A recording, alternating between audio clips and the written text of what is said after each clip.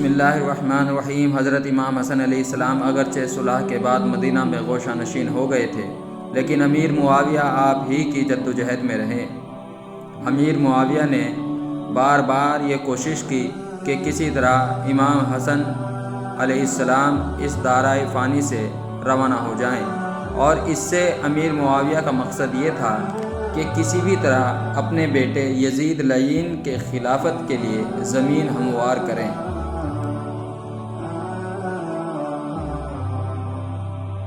چنانچہ امیر معاویہ نے 5 مرتبہ آپ کو زہر دلوایا، لیکن امام حسن علیہ السلام کی زندگی کے دن ابھی باقی تھے، لہٰذا زہر زندگی کو ختم نہ کر سکا۔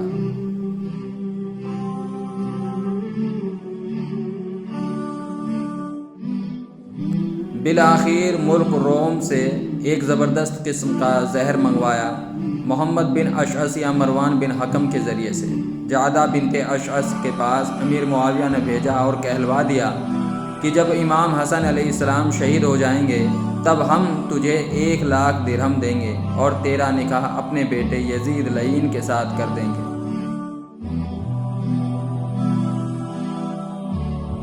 تفسیر اسلام صفحہ 699، تاریخ مروز الذہب مسعودی جلد 2 صفحہ 18، تاریخ طبری صفحہ 604، استیعاب جلد 1 صفحہ 144 اور مقاتل طالبین صفحہ 51 پر اور دیگر کتب میں بھی حوالے جات تفسیر کے ساتھ موجود ہیں۔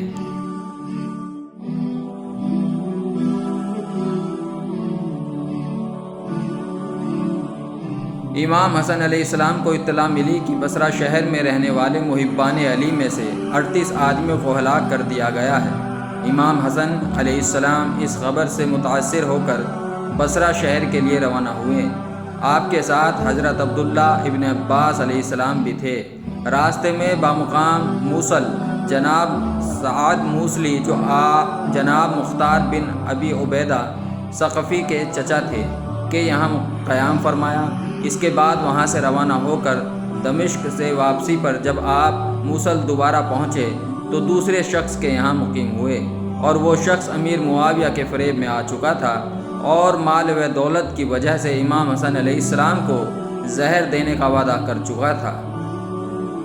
اس شخص نے آپ کو بہت محبت کے ساتھ اپنے گھر پر روکا، اور دوران قیام اس شخص نے 3 بار امام حسن علیہ السلام کو کھانے میں زہر دیا، لیکن آپ بچ گئے۔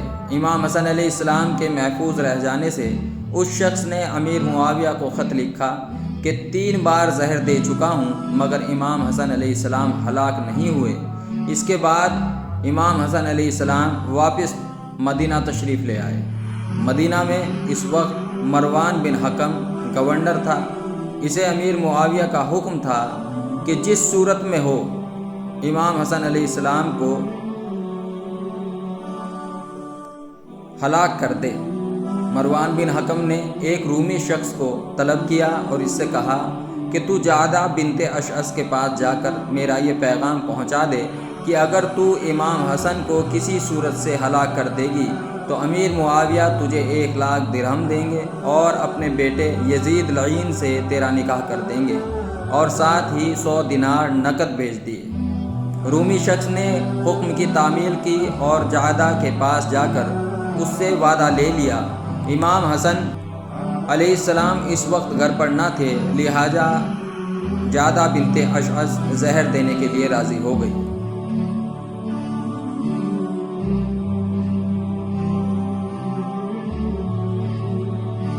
الغرض مروان بن حکم نے زہر بھیجا اور جعدہ بنت اشعث نے موقع پا کر زہر کو شہد میں ملا کر امام حسن کو دے دیا۔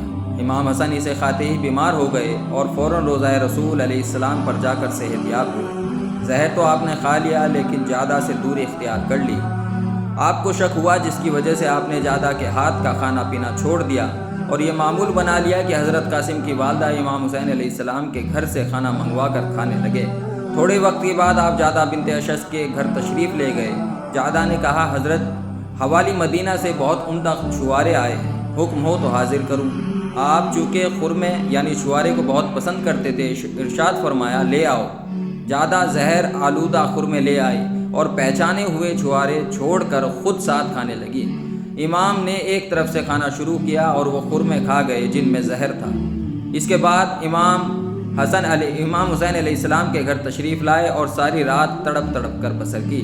صبح کو روضہ رسول پر جا کر دعا کی اور صحت یاب ہوئے۔ امام حسن نے بار بار اس قسم کی تکلیف اٹھانے کے بعد اپنے بھائیوں سے تبدیل آب و ہوا کے لیے موصل جانے کا مشورہ کیا اور موصل کے لیے روانہ ہو گئے۔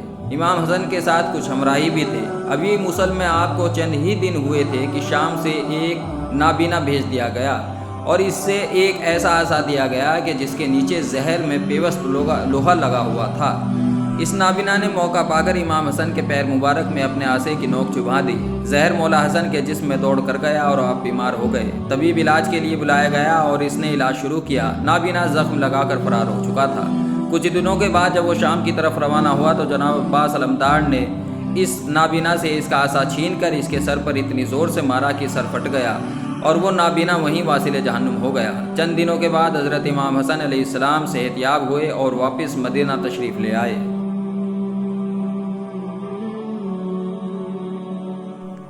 ادھر مدینہ میں جعدہ بنت اشعث رکنے کو تیار نہ تھی۔ اس نے دوبارہ مروان بن حکم سے امام حسن علیہ السلام کا کام تمام کرنے کی خواہش کی۔ امام حسن علیہ السلام کیونکہ جعدہ سے بدگمان ہو چکے تھے، اس لیے جعدہ کا آنا جانا بند تھا۔ جعدہ نے ہر چند کوشش کی مگر موقع نہ پا سکی۔ بالآخر جعدہ ماہ صفر 50 ہجری کو اس مقام پر پہنچی جہاں مولا حسن علیہ السلام سو رہے تھے اور آپ کے قریب حضرت زینب اور ام کلثوم سلام اللہ علیہا سو رہی تھی۔ جعدہ اس پانی میں زہر ملا کر واپس آئی جو پانی مولا حسن علیہ السلام کے پاس رکھا ہوا تھا۔ جعدہ کی واپسی کے تھوڑی دیر بعد ہی امام حسن علیہ السلام کی آنکھیں کھلی۔ آپ نے جناب زینب سلام اللہ علیہا کو آواز دی اور کہا، اے بہن زینب، میں نے ابھی اپنے نانا، والد اور والدہ کو خواب میں دیکھا ہے۔ وہ فرماتے ہیں کہ اے حسن، تم کل رات ہمارے پاس ہوں گے۔ اس کے بعد امام حسن علیہ السلام نے وضو کے لیے پانی مانگا اور خود ہی اپنا ہاتھ بڑھا کر سرہانے سے پانی لیا اور پی کر فرمایا، بہن زینب، یہ کیسا پانی ہے جس نے میرے حلق سے ناف تک کو ٹکڑے ٹکڑے کر دیا۔ اس کے بعد امام حسین علیہ السلام کو اطلاع دی گئی۔ وہ آئے، دونوں بھائی بغل گیر ہوئے۔ اسی پل وہ پانی جس میں زہر تھا زمین پر گرا۔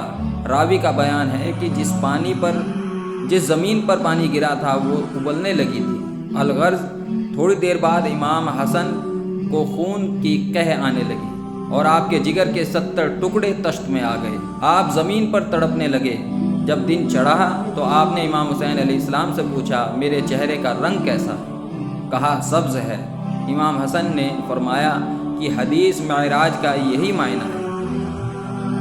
لوگوں نے پوچھا، مولا حدیث معراج کیا ہے؟ اس کی کیا حقیقت ہے؟ فرمایا، معراج کی شب میرے نانا صلی اللہ تعالیٰ علیہ وآلہ وسلم نے آسمان پر 2 قصر، ایک یاقوت کا ایک زمرد کا دیکھا۔ تو میرے نانا علیہ السلام نے پوچھا، ہے جبریل، یہ دونوں قصر کس کے لیے ہیں؟ جناب جبریل امین علیہ السلام نے فرمایا، ایک حسن کے لیے، دوسرا حسین علیہ السلام کے لیے، اور ایک ہرا اور دوسرا لال اس لیے ہے کہ حسن زہر سے اور حسین تلوار سے شہید ہوں گے۔ یہ حدیث سن کر مولا حسین علیہ السلام سے لپٹ کر رونے لگے اور آپ کے ساتھ در و دیوار بھی رونے لگے۔ اس کے بعد امام حسن علیہ السلام نے جعدہ سے کہا، افسوس تو نے بڑی بے وفائی کی، لیکن یاد رکھ کہ تو نے جس مقصد کے لیے ایسا کیا ہے اس مقصد میں کبھی کامیاب نہ ہوگی۔ اس کے بعد امام حسن علیہ السلام نے امام حسین علیہ السلام اور اپنی بہنوں کو کچھ وصیتیں فرمائیں اور مولا حسین سے فرمایا، حسین، میرے بچے تمہارے سپرد ہیں۔ یہ کہہ کر آنکھ بند کر لی اور اپنے نانا صلی اللہ تعالیٰ علیہ وسلم کی خدمت میں پہنچ گئے۔ انا للہ و انا الیہ راجعون۔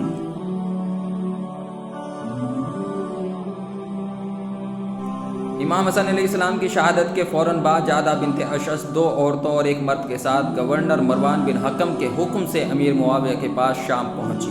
امیر معاویہ نے جعدہ کے ہاتھ پیر بندھوا کر دریائے نیل میں یہ کہہ کر ڈلوا دیا کہ تو نے جب امام حسن علیہ السلام کے ساتھ وفا نہ کی تو یزید کے ساتھ کیا وفا کرے گی؟ اس کے بعد امیر معاویہ نے خوشی سے اللہ اکبر کے نعرے لگائے اور سجدے میں گر پڑا اور اس کے دیکھا دیکھی سارے درباری خوشی منانے کے ساتھ نعرہ تکبیر بلند کرنے لگے۔ حدیث سنن ابو داؤد شریف حدیث نمبر 4131 اور ابن قتیبہ دینوری نے ابن عباس کے دربار معاویہ میں پہنچ کر شہادت حسن علیہ السلام پر زبردست گفتگو لکھی ہے۔ الغرض امام حسن کی شہادت کے بعد امام حسین نے غسل و کفن کا انتظام فرمایا اور نماز جنازہ پڑھی۔ امام حسن کی وصیت کے مطابق انہیں سرور کائنات حضرت محمد مصطفیٰ علیہ السلام کے پہلو میں دفن کرنے کے لیے اپنے کندھوں پر اٹھا کر چلے۔ ابھی پہنچے ہی تھے کہ بنو امیہ بالخصوص مروان وغیرہ نے آگے بڑھ کر پہلو رسول علیہ السلام میں دفن کرنے سے روکا۔ لوگوں نے سمجھایا کہ یہ رسول کے نواسے ہیں، مگر یہ لوگ نہ مانے۔ بالآخر امام حسن علیہ السلام کے جنازے مبارک پر تیر برسائے گئے۔ کئی تیر امام حسن علیہ السلام کے تابوت میں پیوست ہو گئے۔ تواریخ میں ہے کہ امام حسن علیہ السلام کے تابوت میں 70 تیر پیوست تھے۔ بالآخر لاش مبارک کو جنت البقیع میں لا کر دفن کر دیا گیا۔ شہادت کے وقت آپ کی عمر 57 برس کی تھی اور تاریخ 28 صفر 50 ہجری تھی۔ نوٹ: سیاہ ستہ کی کتب میں موجود ہے کہ حضرت عائشہ نے رسول اللہ علیہ السلام کے حجرے میں مدفن کی اجازت دے دی تھی۔ اگر اجازت دے دی تھی پھر کیا وجہ تھی کہ مولا حسن علیہ السلام کے لاشیں پر تیر برسائے گئے؟ کیا مروان بن حکم کی حضرت عائشہ سے بھی زیادہ چلتی تھی؟ کیا حضرت عائشہ کی اجازت کے بعد کسی کی ہمت ہو سکتی تھی کہ کوئی کچھ بول بھی سکے؟ کتاب 14 ستارے اور تفسیر اسلام میں ہے کہ حضرت عائشہ سے جب اجازت طلب کی تو آپ نے فرمایا تھا کہ یہ میرا گھر ہے، میں تو ہرگز حسن کو اپنے گھر میں دفن نہ ہونے دوں گی۔ اور اگر اجازت دی بھی تھی تو صحابہ کرام اور حضرت عائشہ نے بنو امیہ کو بالخصوص مروان کو تیر برسانے سے کیوں نہیں روکا؟